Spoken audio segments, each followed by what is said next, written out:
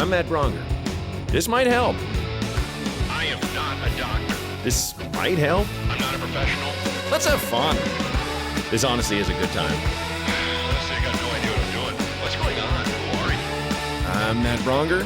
This might help. The podcast. Welcome to This Might Help with Matt Braunger. You know what it is. You already know what it is. Thanks to the mighties who've called in, who listen every week, and letting us take a little bit of pressure off all of our dumb little lives. I have an old friend on the podcast. I mostly have friends, I notice, which is cool. I don't have that thing where I want to reach out to too many people I don't know. I want to have that personal connection. Maybe I should get into that more. More strangers, huh, mighties?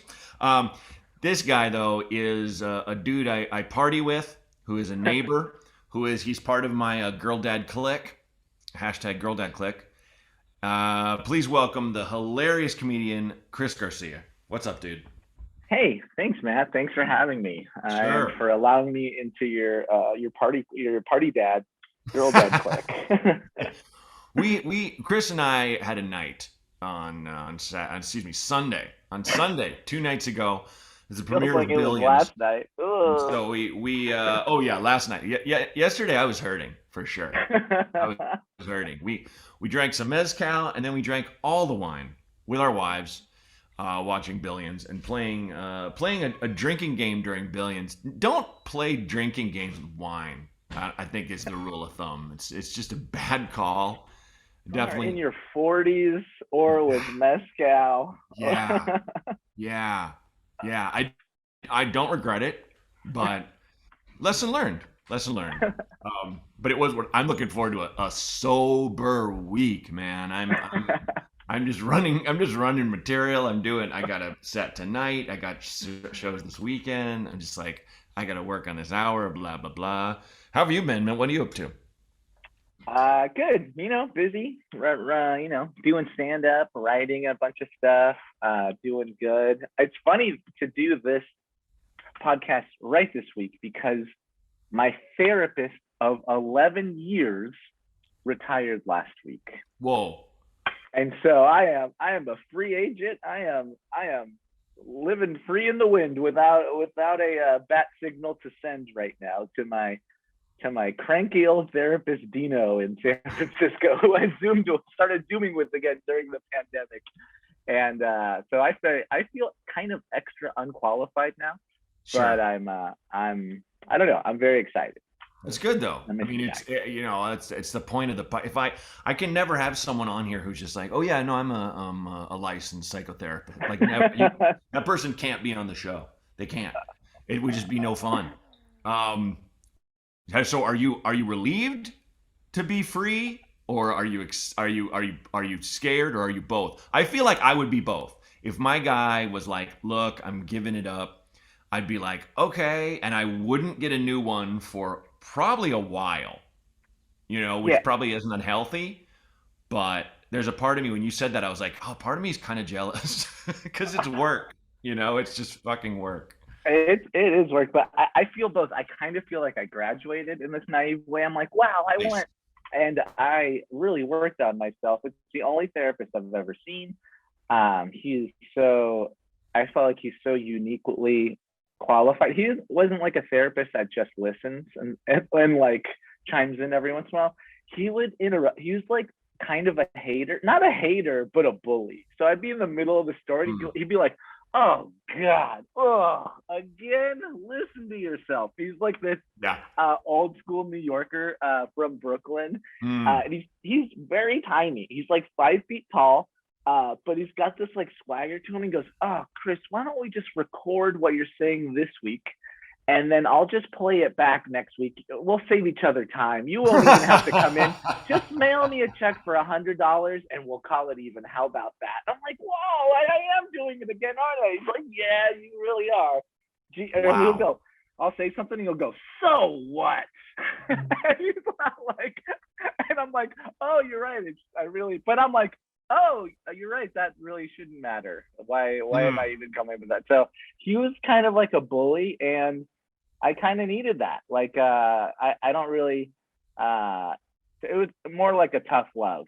So part of me feels like I went to the Dino School of Hard Knocks, and then part of me is a little scared. Like we spoke 3 times last week. I'm like, just because I was like, I wanted to soak it all in. I'm like, can we just talk a couple times? Good. And we really did. We got in a great spot, and I feel like I'm set up for success. I just have to remember all the little nuggets of knowledge that I've learned along the way. And I am, in fact, relieved and feeling good.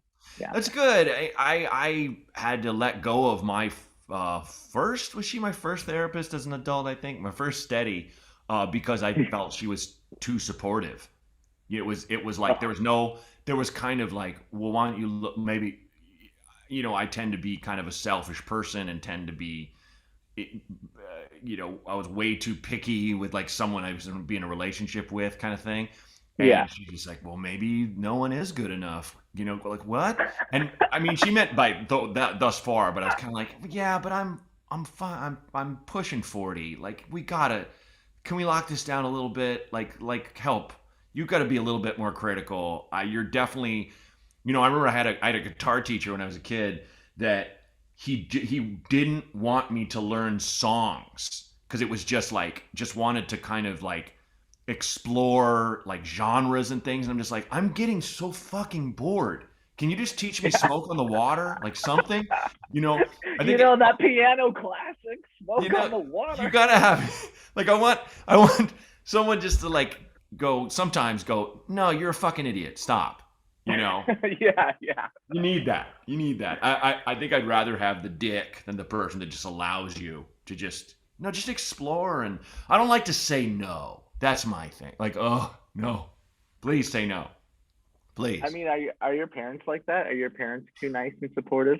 No, Maybe. I'm the therapist. I mean, not my mom, not my mom, not my my parents definitely set boundaries, but they did work on being a little bit more open-minded because they came from restrictive families where there's just on every kind of level. So they were definitely a little bit more new agey, but still rooted in the kind of Midwestern ethos of there's this, and there's this, and there's never this a little bit, Yeah.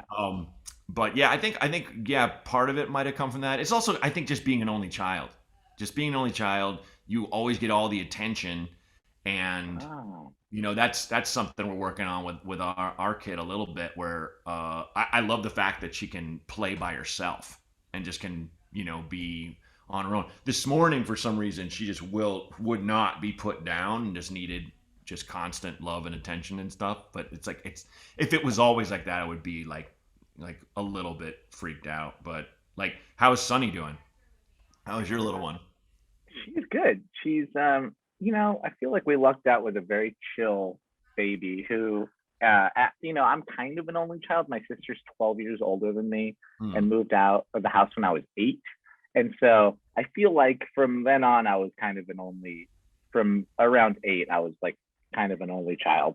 And so I think about that too, where I'm like, I wonder if she's going to be okay by herself, if we decide just to have one, or if she will be able to, entertain herself and engage and just be a happy, cool kid. And she really just like is kind of an observer. Like she'll check stuff out, she'll take her time, and it's kind of really cool to see. Yeah, by all accounts, cool, smiley kid. Feel very blessed. But do you feel like I was thinking about the other day. Do you think about your parents while you're parenting and trying to almost do things? Is some of your parenting style based on how you were parented and how you would want to be parented, and then you trying to telephone that to Rose?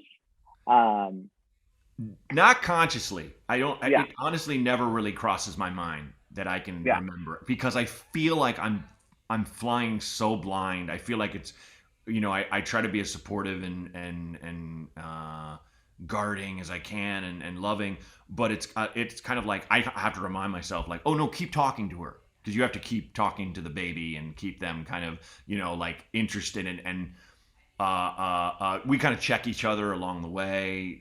Don't be too negative kind of thing, but it doesn't. We made an effort to not go by like hard and fast playbooks. Like I feel like Yeah. other people I've known, their kids, they know exactly how much they fed them here, here, here, and we do go by certain guidelines. But it's like I never kept a notebook of everything she ate and what I said to her and stuff. But it's just kind of make her feel safe and loved, and feel like I'm interacting with her. So sometimes it's like I don't want to talk to this baby. I just want to Yeah. sit here or look at my book or my phone or whatever I want to do. But it's like no. Like I have to check myself and go, talk about anything. Talk about whatever I'm thinking about, that's going to develop interactive behavior, stuff like that. But in terms of how my parents were, it's so, especially at this age, I think what you're asking will be a yes from me in a couple years for sure. Yeah. I'll think about it because the parts I remember, but the parts now, it's like I didn't know what the hell they did. I know my mom, when I was born, like Nixon resigned, and my mom was saying like she had this whole plan of like keeping a diary for me or something, and it just went out the fucking window for some reason because it was so just like, holy shit, he left.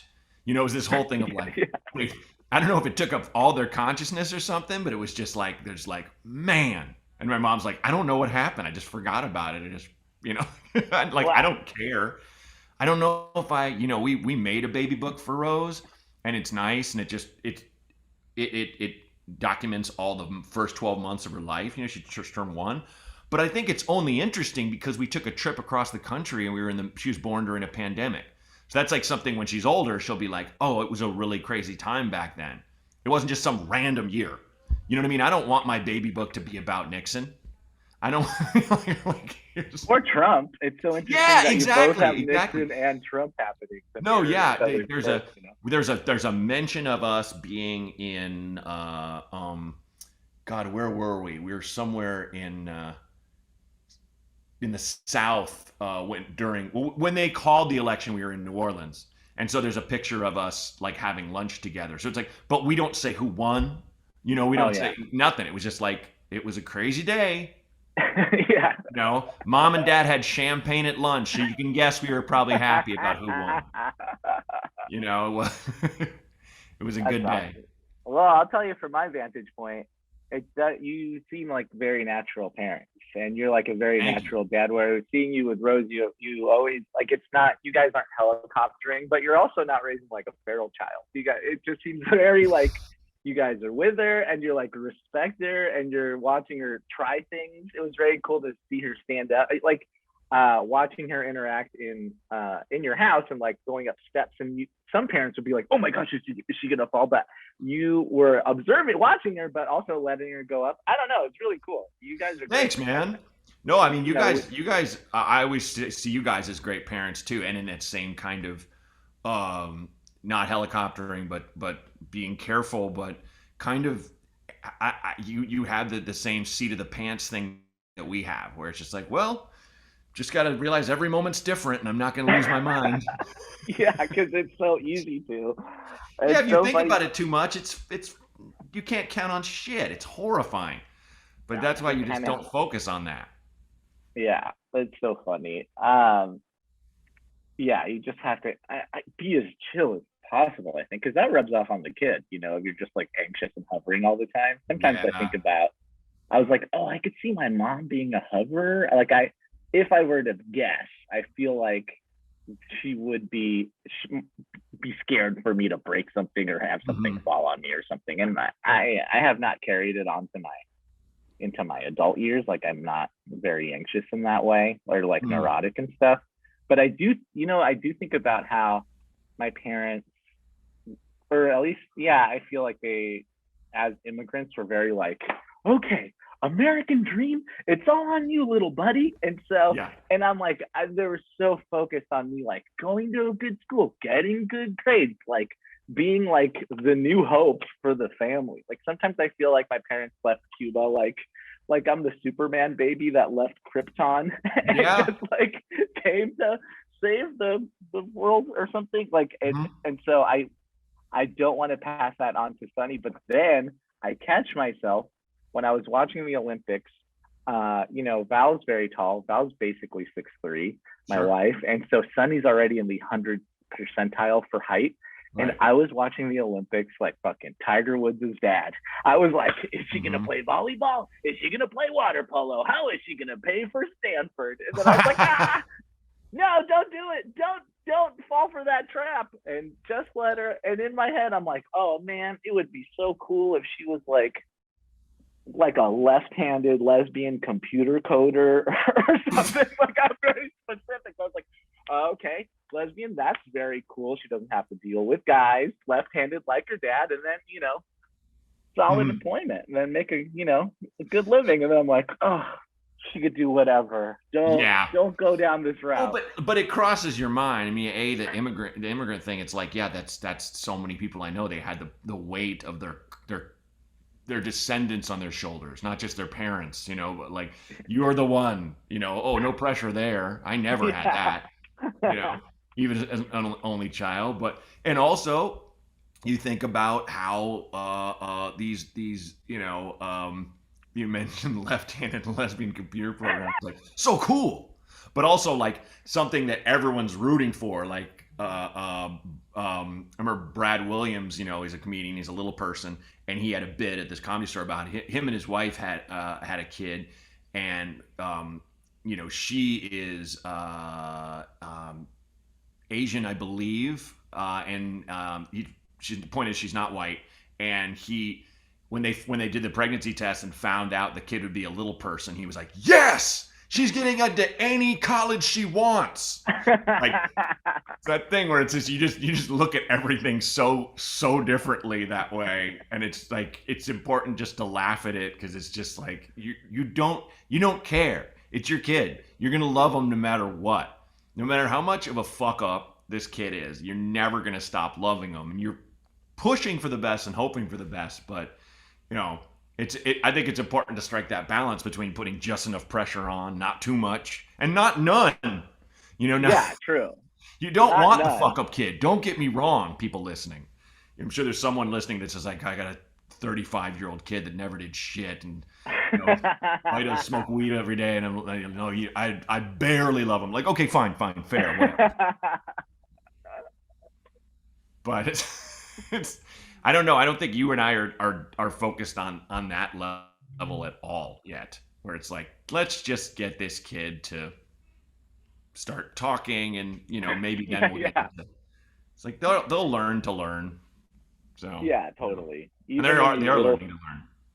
Even in these early stages where all kids are developing at different rates. Like there's kids that don't walk until they're 18 months or don't talk until they're 2 years old. And you're like, they're going to talk and they're, hopefully going to walk and talk and stuff. And so you just Mhm. can't force them to try to walk or talk or No. anything. You just kind of have to go with how they're leading the show and just helping them out. Mhm. This is now this is a parenting advice podcast by Yeah, I a know. idiot. I've only been in the game for 7 months and 1 Oh year. fuck yeah! When people ask me about anything dad shit, I'm just like I don't know. I just started this trip, man. I don't know what to tell you. Yeah. I'm not the one to ask. I mean, my writing partner has a daughter who is a full grown 20-something person because he had a kid when he was 18, and it's this thing where I'll joke with him about like me and you, we're still learning as we go, right? Same thing. But it's I mean, to have this kid that's this young during the pandemic, you and I lucked the fuck out, dude, because people that are like, my kid's 6 and can't go to school and like that whole time, and they're just going nuts. And his daughter moved in with them because she mostly works in nonprofits specifically for the homeless. And it's one of those things where she was still doing her volunteer work, and all he kept thinking was like, it's like these homeless shelters have got to be a hotbed for COVID. It's like he's just like, get out of there. But it's like she's a grown person. She's not 10. You can't be like, come home. Yeah. But you want to. It's interesting. Yeah. It's I guess my point is it's constant grief. Constant. Yeah. It just never ends. It just never. What have we done? But yeah, I mean, I took her back to daycare for the first day in like 2 weeks, and I'm just like, damn it. It's like I'm now catching up with shit I needed to catch up with, but I'm still just like, Oh yeah. fuck, I miss her. It's been like 2 hours. It's so stupid. Oh, that's So so dumb. sweet. Have you gotten used to her being at daycare? Yeah, And overall, is it a positive overall? it is. It is. It's that thing where it's like I feel like it's a weird analogy, but when I moved to LA, I hated it. Now I really love it, but when I moved here, I hated it. But I always had that thing back in my mind. I was like, but I'm here for a reason. I'm here for what I love to do, and it's like, I can always fall back on that. So anytime I get sad that Rose isn't around, I'm like, no, but she needs to be around other kids. This is what she needs. Fuck me. I don't Yeah, matter. totally. You Yeah. know, and you go, okay, good. Long as it's it's like exercise. It's like it hurts, but you need it. Like, Totally. damn it, why? But it's good. It's good. Yeah. I'm already missing her. Just talking. I'm like, oh, what? Yeah. Where is she You're right now? right. Where's your kid? I think she might. I think she might be taking a nap. Okay. Yeah. As I scream through your quiet. laptop. Yeah. Where is she? Hey!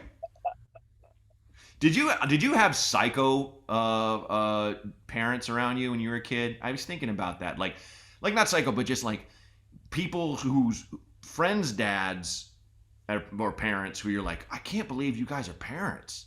Like, because I mean, you come from a loving family. I come from a loving family, and not that those families weren't loving, but there were people who I'd go to their house and I'd be like, why did you have kids? You guys are crazy. Like, why are you guys yelling and not even Latino? White people should not be this loud. And we yell just saying hello and good morning. And stuff. These white people arguing. I don't think it felt weird, I remember there was this like kid on the corner named Sean, and he had a rat tail, and his house smelled like cats and smoke. And his parents were always drinking. Poor kid, and he was over a lot. But I was just like, oh my gosh, it felt like it was like Kenny Powers' house or something. Like It was like really, and it just, I don't know. I felt for the kid even during that time, and I haven't seen him in quite a while, and I hope he's all right. But man, some parents are crazy. Or even like when it came to sports and thing, like my dad was pretty competitive. Like my dad wasn't allowed to go to my games at a certain point because he yelled too much. And like he tried to King Kong climb a fence one time and like take out an umpire. I swear I might have been like 7 years old. Whoa. And I tagged someone out at the plate, and the guy was out, and the umpire called him safe, and my dad just like lost it and then couldn't come to any more games because he was yelling everything. Like when he starts yelling, well, that's like, I mean, other people, it's bad. I mean, that's funny because that is, I wouldn't even call, as crazy as that is, I wouldn't even call that psycho, because it's like, yeah, he was fucking out.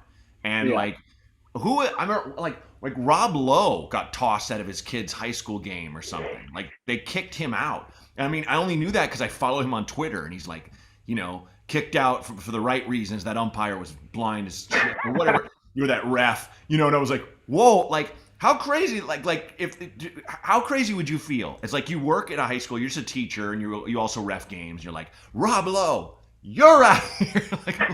Let me throw out this TV and movie star because he's screaming in my face. No, our ump was like, let me throw out this machinist. There isn't. I'd say it isn't the same as like. We had a guy in Chicago named Pat Bryce who's from the South Side, and he had a bit about the South Side, North Side fans. It's like North Side, you take your kids to a Cub game and have like a beer or two, and you each have a hot dog. And South Side, you smoke crack with your son and rush the field. And like there were like two. There's a father and a son who shirtlessly rushed an ump. Like they jumped the fence and they ran they both had no shirt on and jeans, and they ran over and they beat up the ump, and like I was like, what is happening? But it was like, that's Southside Irish, like, wow, yeah, like that's a psycho dad. Your dad is just passionate. You tag that guy out.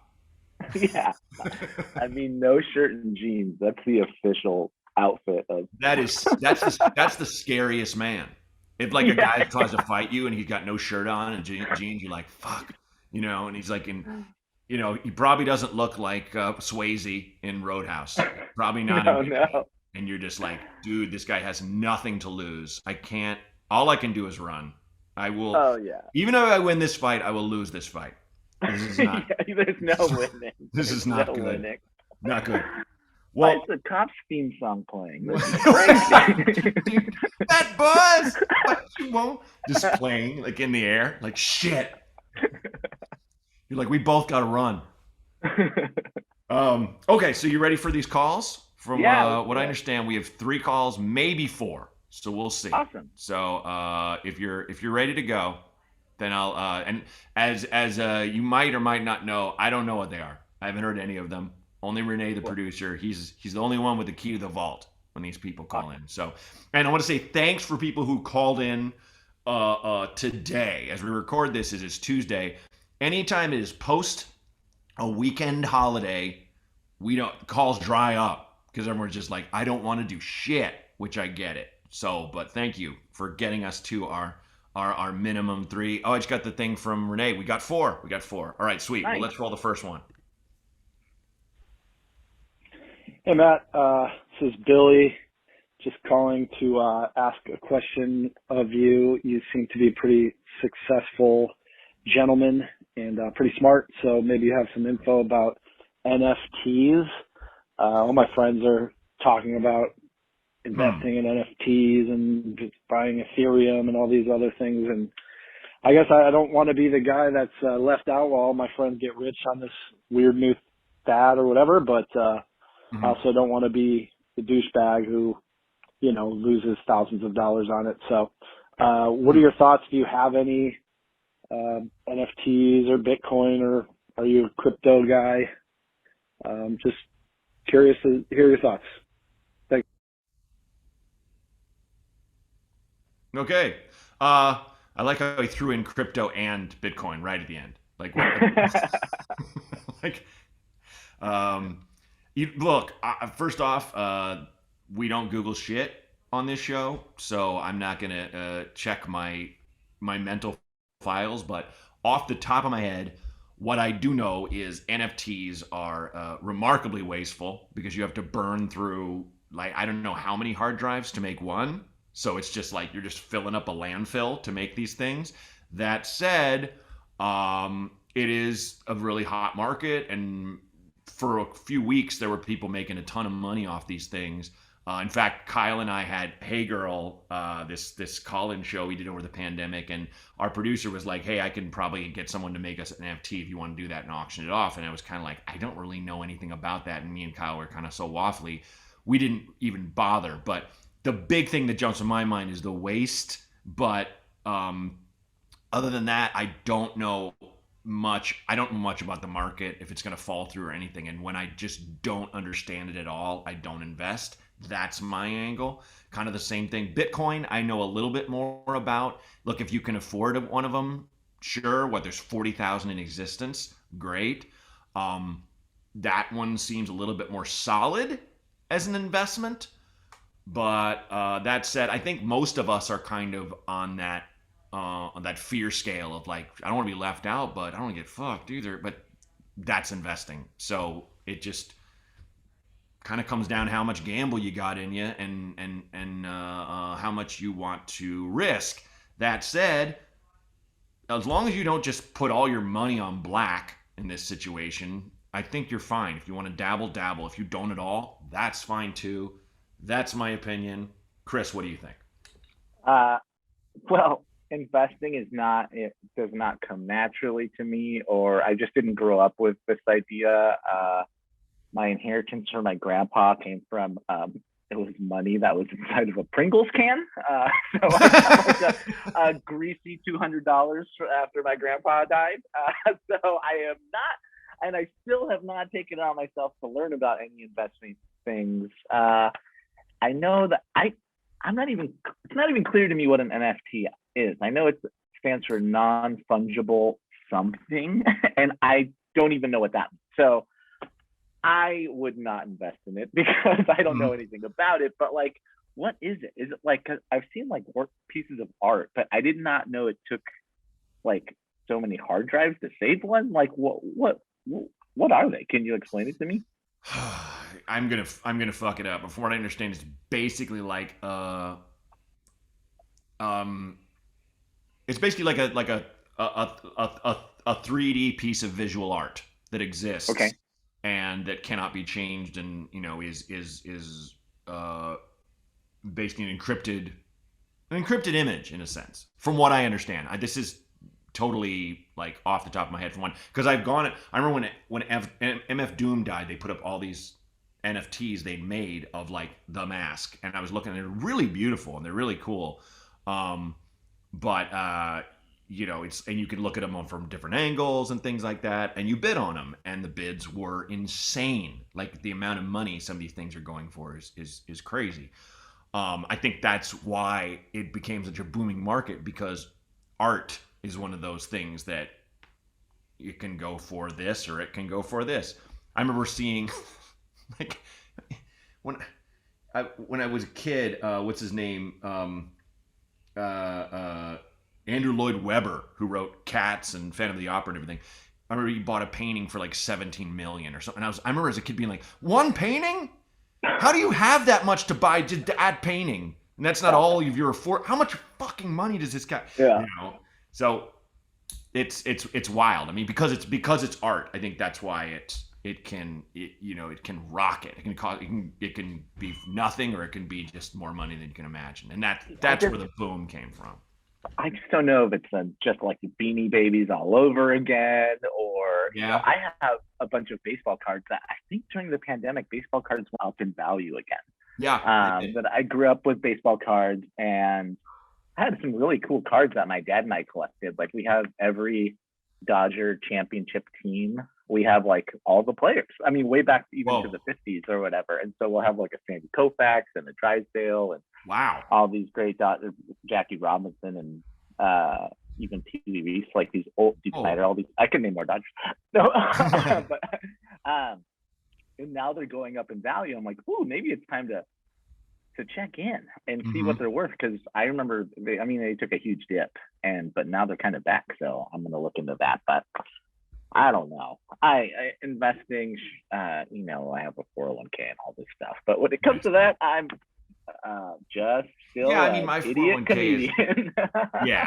My 401k is like it's basically a little bit on the riskier side, but that's okay, because I'm just like, it is investment, but I think you mentioning baseball cards, that's great. What I call money you can't touch. It's like, I own a house. I put all my money into this house, and it's money I can't touch, which is good, because then I'll spend it.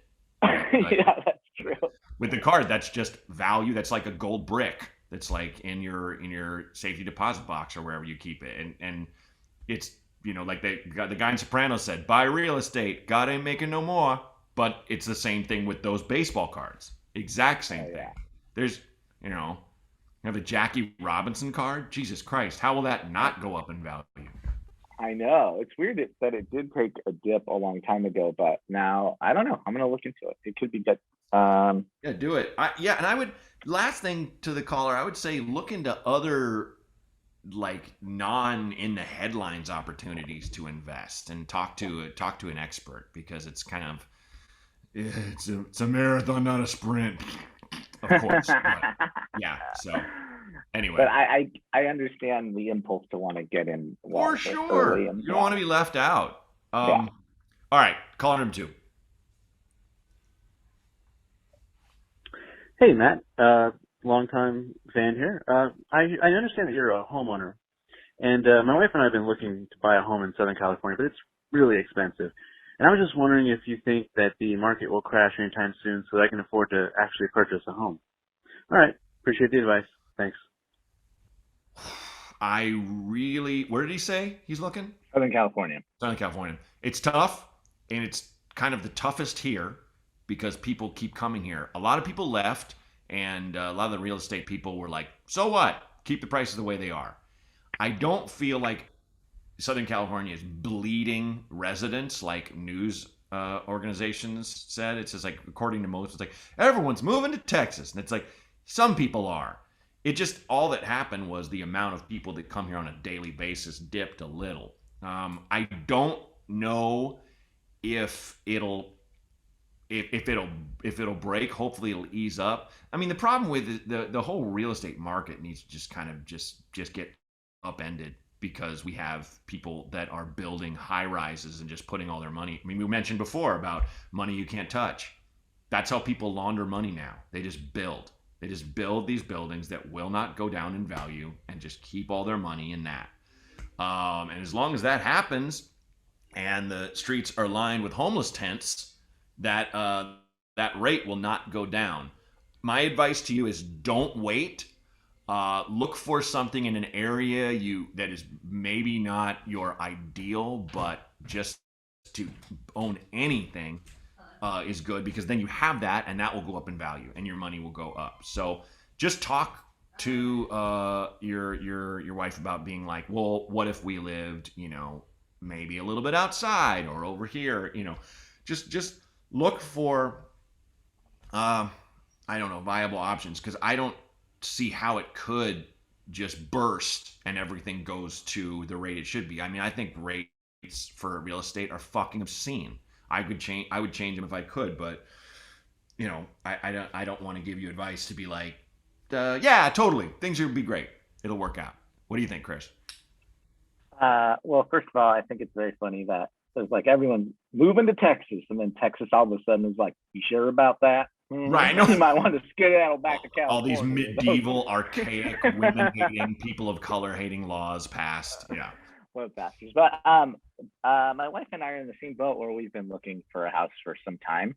And what I would suggest is actually a little opposite of what Matt is saying, because there's so little inventory right now that the prices are unbelievable. You could get a 2-bedroom house, 800 square feet, no backyard, $1 million right now, and that is like no exaggeration, and not even like a ready to move into house. It'd be like a total fixer upper. So what we're gonna do, we talked to a real estate agent about it, but we're like, wait it out, wait till next summer to see where the prices go, because I mean, I dream scroll through Zillow all the time, and it's just getting further and further away. It's like, like even Fresno is like, you can't even afford shit in Fresno right now. Yeah. I'd ideally have like a 3-bedroom house or something, or maybe a big 2-bedroom, but at least a backyard. And it's just really hard right now. And like, it's really kind of frustrating. And I took Zillow off my phone. I took the app off my phone, and I try not to think about it, because it's really stressful, and it's really a bummer if you work really hard and you want it. Like, my parents bought a house 4 years into living in this country, and now the neighborhood where they lived in Inglewood has been gentrified to where I can't even imagine living there right now, because it's become so expensive. But and then just make a list of all the things that you really want and need. Like for us, we want a backyard for the kid.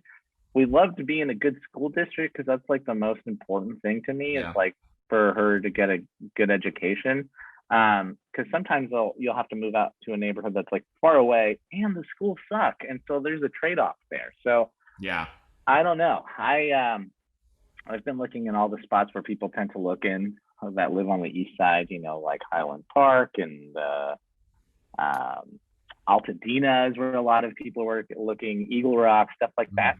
But also, there's some places that are okay that aren't so sexy, like Glendale and Burbank. No one wants to live there. It's where the old people live. Who cares? If it's cheaper and the schools are better, guess what? I live in Glendale, baby. Yeah, dude. It's not the worst place. It's still close. No, there's some really nice areas in Glendale too. Really livable, really classic and old and cool.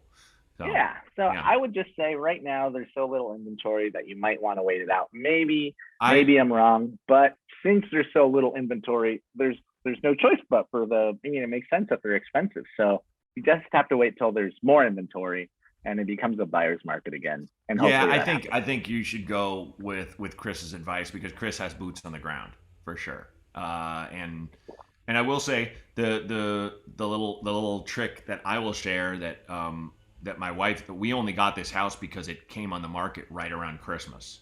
So be sure to look right around holidays, because a lot of people just kind of stop. Look, I'm just not going to look over Thanksgiving. Just look. take 10 minutes away from your family and look at your, look up Zillow on your laptop and go, oh fuck, this was one on the market, and you show up and put in a bid, whatever. I'm just saying it might work. So check it out. You guys did yours right before Christmas, right? Mm-hmm. Is that when you bought yours? Yeah, very smart. It came up. Well, it just came only because it came on the market, and we only had 2 people bidding against us. So wow, that's awesome. Yeah, it was super lucky. I think we had maybe more, but a couple people dropped out or whatever. But anyway, we definitely lucked out hard, and you have to luck out hard, sadly. But hopefully things get better. Okay, so caller number 3. Hey, so I have a question. As a recently separated person who's flirting with the idea of dating again, what do you guys think of ghosting? Acceptable or not acceptable? Thank you. Bye. You first. like you're like hot potato. Well, I realized I like to switch off, and I spoke first on the last 2 calls, so I'm like, you speak first for this and the next call. Awesome. Well, I guess ghosting in terms of, are you the ghost or the ghosted? I am not one for ghosting myself. I think it hurts. It only hurts both people. I think it weighs a lot on your conscience if you're a good person. I feel like just to disappear into the ether and never go back again. And I would like to, maybe it's easier said than done, but to communicate well and create good boundaries with people. Say, hey, it's not working out for me. At least an explanation via text or something, or just to let them know that you don't want to. And also, it's tough, but then if you write someone a couple times and they don't write you back, you just have to create a safe boundary for yourself and go, okay, well, this has happened and I'm just going to walk away from it. Wasn't meant to be, and just cut that limb off and that pain off right away, and just don't wonder what it says about you or what you did wrong. Just go, hey, this person doesn't want to communicate anymore. I'm going to accept that, and I'm going to move on to the next person if that's what you're looking for. Yeah, well said. I think I'm just going to guess she's probably the ghoster, being the woman, generally speaking, and she's kind of like, I think I ghosted some. I had a friend recently had a date from an online app or something, and was supposed to meet this guy, and was driving by the restaurant and saw him and was like, nope, and just drove home. And I guess he didn't look anything like his picture or whatever, but he could still see it's him or whatever kind of thing. So it's and she's not a shitty person. She actually was talking to my wife, was like, was that wrong? My wife's like, fuck him, but that's fair. If it's false advertising, I feel like that's probably good. That's basically what it was. And so it's like anything on paper, sure, it's totally wrong, but there are extenuating circumstances that I think what you said is the important thing, where it's if you do get ghosted, just move on and don't be well, why or anything. No. So what? It happens. It happens. Don't you start asking why or how, any of that stuff. You just got to move on to the next one. But what is the limit? Okay, I feel like it's probably fine to ghost in the first couple weeks. Right? Is there a time limit on ghosting where it's acceptable? Is it beyond 2 months? Is that not cool anymore? How's that work? Right. When is it okay when is it what's the limit for being okay to ghost? How do we I'm gonna say 2 weeks. I'm gonna say 2 weeks. Off the top of my head, if you are where you're communicating, maybe you've had one date kind of thing, maybe even 2, and this person just doesn't return your calls, and you're just like, okay. I remember I had a girl I was really into, and she ghosted. We went on a couple dates, and she ghosted me, and I was like, and she was a comic, and I saw her but she lived in New York and I lived here, and she was in town, and we were at the same show, and I was like, hey, what's going on? And she's like, well, I just didn't see it going anywhere, and I just figured I'd see you in person sometime, and then I'd tell you then. And I was kind of like, what? It was like, that makes no sense. I thought I'd just tell you right before your set. You might see me sometime, and you might, and it's like, and to my credit, I was like, oh, all right. And she's like, are you okay? And I'm like, no, I'm kind of sad. She's like, I'm sorry. And I'm like, hey, it's how you feel. And I kind of was just was like, all right. And it's like, I wasn't crushed. It was like, but it was that kind of like thing of like, but it's like, I had gotten the message from the ghosting. Totally. Yeah. And it kind of became a funny thing then where it was like, that was your plan? Just when you saw me somewhere? Yeah, if we happen to run into each other, I was going to tell you. But if we were lived in LA, maybe that makes sense. But she didn't. She lived in New York. It's like, I didn't think you would be here. I'm just like, as I think of like, oh, don't say anything. I'm like, no, fuck, I got to say something. Like, hey. In case you ran into each other, maybe at like the Denver airport. Because, so that's kind random. of the hub. So random. But so funny. I think my favorite version of something like that was this girl I asked out once, and she was like, well, no, I would, but I'm moving. Like, I'm leaving LA. And I'm like, oh, okay. And like, this is someone I'd like hung out with like friends, mutual friends. It was just like, hey, you ever want to go out sometime? And like, I saw her like a month later in my neighborhood at a restaurant, and I was like, hey, how are you? And she's like, I'm good. And I thought you were gonna move. Didn't you move? And she's like, oh yeah, I changed my mind. I'm like, I'm just gonna go to the bathroom. Like I was like, it's so to this day, I don't know if she was full of shit. I don't if she never planned to move, or if she did change her mind. But I just like the fact that I don't know and I never will. Yeah. To me, it was just so funny to me that just like get that answer. And it's also like, I should not have even said anything to this person. I should have just gone to the bathroom. We're just in the same restaurant. And I'm just like, I gotta know. You don't. That's the thing. Having to know will get you into trouble. I mean, That's you're exactly doing fine right. with it now, but that will lead you down a rabbit hole emotionally that you just don't have an answer to. That other person might not have an answer to. So you're like, it's a fool's errand to even try it. Yeah, and fuck, if any message for like the younger people in the dating scene, or people, I guess I should say anyone, is like, just be honest. Yeah. There have been times where I've been like on a couple dates and just gone like, I'm just not that attracted to this person. And I should have just, it hurts to hear, but it's better that than me making up some, it's not you, it's me shit or whatever. Because you tend to like, oh, I don't want to hurt them. How do I not hurt them? It's like, you're going to hurt them. Just be honest. Don't be mean. Don't specifically be. Like, would you tell them specifically, hey, I'm not attracted to you? Or would you be like, hey, no, you'd say like, I just don't feel this. I just don't. It's just something. It's not there that I think it might be your nose or the extra. It's kind of your weird face. Like, have people told you how weird your face is? Yeah. I can't go on another date because you have a stupid butt. No, don't be specific on like, just like that. Don't just be as simple too vague. as that. Don't be too specific. Right. I don't know, but also it's good to get a hint, right? And so if someone's not responding to 2 or 3 messages, then you just have to leave it there and walk away and not torture yourself by coming at them again or asking questions. Just, you have to protect yourself. And one way to do that is just to get the hint, Yeah. I think that's why all those like online incels and dudes are just like always like debate me to women and shit. And like, answer me. And it's like, they don't know you shit, man. And if think about it, if someone ghosts me after 2 dates, they don't owe me anything.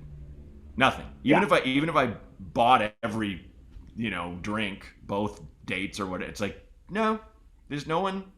It's a social contract, man. It's like they are within full legal bounds. I think we're right. I think we nailed it scientifically. After 2 weeks, you're being a dick. Yeah. That's true. To ghost, you should at least, text them. I don't like your face. Just text them. Just text them. Hey, dumb butt. Hey, dumb butt. I don't like your face. Just text them that. Okay, well, one more call. Roll it. Hey guys, so I have long hair for the first time, and I'm thinking of cutting it. And everybody has their opinions about it. Some people like it long, or having a beard or not having a beard. So I was just interested to see or hear how you guys sort of navigate the politics of, beards and hair and everything, and like how to choose. I want to be a guy with a beard, or I want to be a guy with long hair, or that kind of stuff. Anyway, thanks. Great question. Well, for me, I have to have a beard because it spanks for my face, because my chin is just not, I have to have a beard. If I have no beard, it's too much face. It's too much neck. So I hide behind it, and it works for me. As a Cuban, it's my birthright to have a beard. And so that's easy for me, and it works for me, and it looks better. In terms of hair, I mean, I've had different haircuts over the years, and I don't know, whatever works. If your hair looks good and you like it, and I guess identify with being a long hair now. I mean, a lot of people grew their hair during the pandemic, and it's kind of fun to see everyone with kind of longer hair and all that. Yeah. But if you're sick of it, I mean, don't be forced to have long hair because it's taken you 2 years to grow or whatever. If you want to change it. And if you want to get rid of it, I mean, donate it to Locks of Love, which is a great cause, and they take your hair and they donate it. And I believe they give it to women with cancer. Is that who it goes to? Yeah, people that have women who've gone chemo and their hair has fallen out. So they basically make them wigs, which is cool. Which, I mean, if you're going to miss your hair, at least you have that, and it'll make you feel nice, and you've done something for someone else. But, yeah. Yeah, agreed. I think it's really down to what you want, man. How you feel. I because the beard thing, I resisted the beard thing for the longest. 'Cause I'm just like, this is my face. It's my damn face. You need to look at it, But then it's just like, yeah, but the beard, you look better with it. I had a friend recently go, you look 10,000 times better with that beard. And I'm like, the ratio is crazy. It's crazy because like I'm not a movie star with model looks now, and I wasn't a bridge troll then. Like, Jesus Christ, that's so much. That multiplication table is bananas, Justin.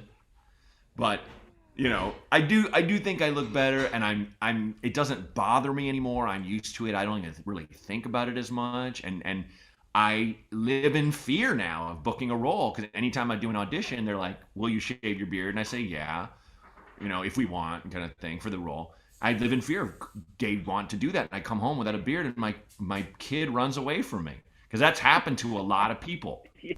I think my dad cut his beard, and I was like, get away. Freaked out. Yeah. That's wow, I was a baby, evidently. And so it's like, I don't want to. I mean, when she turns 5 or 6, she can just be like, you look gross. And that's fine. As long as you know who I am.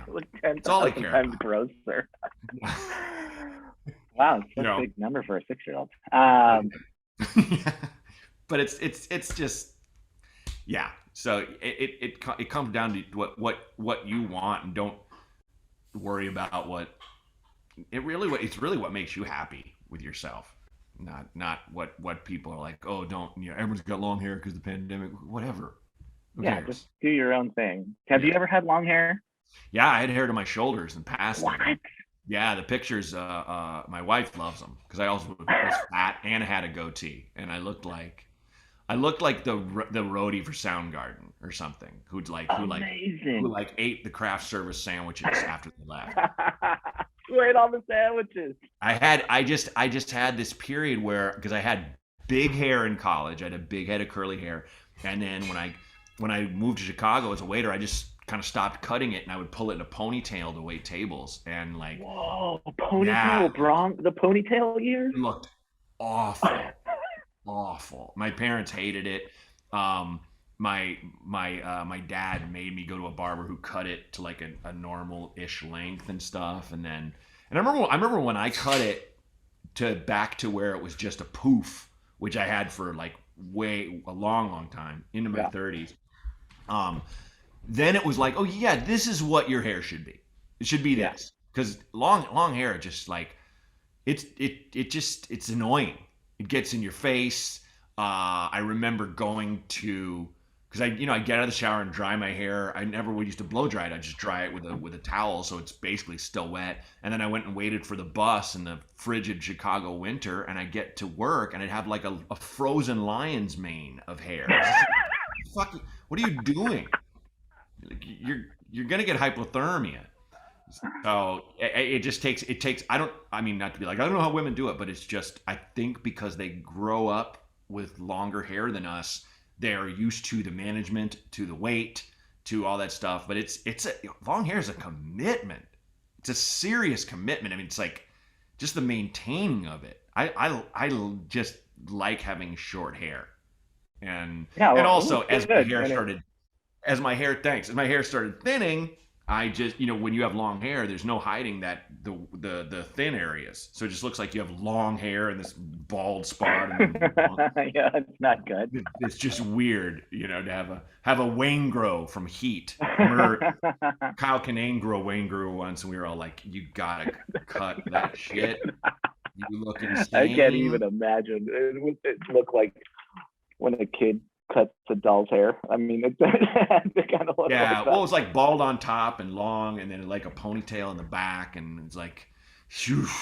I mean, you better rob a Brinks truck if you have that. You got to, yeah. You have to rob a Brinks truck, and then you got to snitch everybody out. You have to do both of those things, and then get murdered by Robert De Niro. Yeah. That's what has to happen. That's the path. That's what has to happen. Well, those are all the calls. Is there anything you want to plug, man, that you got coming up, or that's out, or? When's this come out? This will be out next week, so that will be looking it up. That will be next week, the 16th of September. Okay, awesome. Well, I guess you and I both are going to be at the High Plains Comedy Festival in Denver. Bingo bango. That weekend, and so come see both of us. We both have a bunch of shows. And it starts the 17th and 18th. Are you going to be there 17th and 18th? Or I'll be there. I'll be there. I think all days. And I should say we'll be doing a live. This might help. I haven't announced this, but Adam Caton Holland, the founder of High Plains, will be my guest. So if you have any Denver-based advice questions or dad-based, he has 2 kids, comedy-based. I'm sure you've used up all your bearded white guy asks.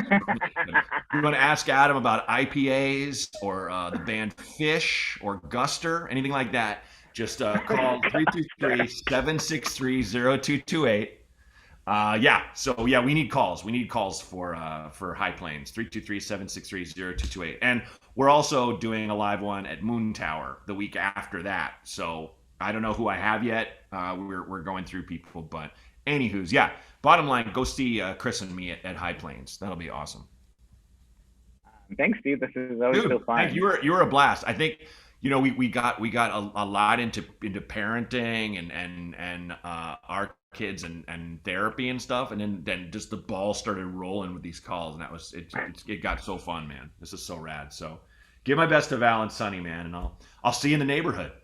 Yeah, see you in the neighborhood. Thanks, man. All right, brother. Thank you, buddy. As always, you need any advice from a couple of boneheads, call 323-763-0228. I have the High Plains Comedy Festival coming up. We're doing it live, going to record it. I have the Moon Tower Comedy Festival coming up, live, going to record it. Flood those lines. Please call 323-763-0228. No asks too stupid or too weird. 323-763-0228. And thanks. This Might Help with Matt Braunger was created and hosted by me, Matt Braunger. Produced by Outer Circle Media. Executive producers Matt Kleinschmidt and Robert Kelly for the Laugh Button Podcasts.